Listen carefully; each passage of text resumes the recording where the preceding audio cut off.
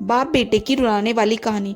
आकाश एक कॉलेज में छात्र था। उसने एक डीलर के शोरूम में एक सुंदर स्पोर्ट्स कार देखी थी और वो लंबे समय से अपने लिए एक ऐसी ही कार चाहता था।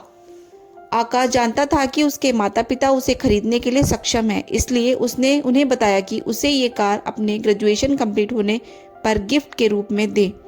देखते ही देखते वो दिन भी आ गया और पिता ने आकाश को अपने निजी कार्यालय में बुलाया। उन्होंने उससे कहा कि मुझे तुम्हारे जैसे अच्छे बेटे पर बहुत गर्व है।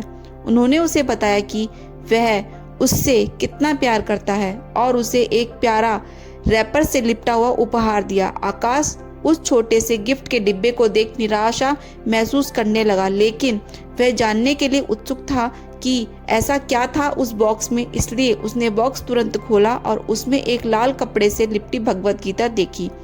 आप इतने अमीर हैं और आप मुझे केवल एक गीता दे रहे हैं। काफी गुस्से से अपने पिता पर वो चिल्लाया और अपनी नाराजगी और गुस्से के वश में आकर उसने न आव देखा न ताव तुरंत घर छोड़ दिया।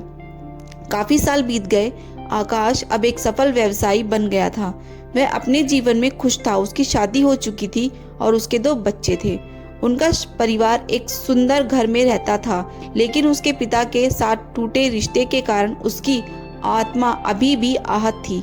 आकाश अपने पिता का घर छोड़ने के बाद कभी उनसे नहीं मिला था।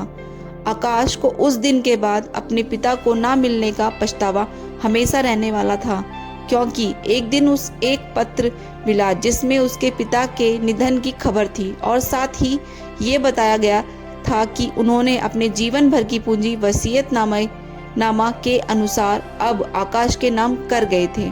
अपने पिता की सारी संपत्ति विरासत में मिली तब आकाश अपने पिता के घर पहुंचा और कुछ महत्वपूर्ण कागज की तलाश करने लगा और गलती से उसे वही भगवत गीता का उपहार लिपटा हुआ मिला, जिसे देख उसे फिर उसी उदासी का एहसास हुआ।